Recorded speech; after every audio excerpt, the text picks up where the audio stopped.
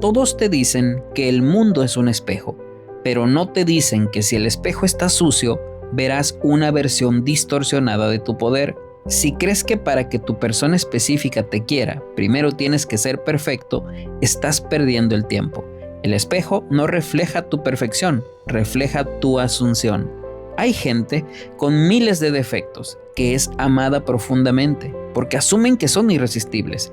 Deja de intentar arreglarte para los demás. El cambio no es estético, es de identidad. Si asumes que eres el premio, el mundo no tendrá otra opción que tratarte con exclusividad. No es magia, es psicología cuántica. El observador altera lo observado. La gente no te trata como eres, te trata como tú crees que mereces ser tratado. Comenta imponente si hoy cambias el reflejo.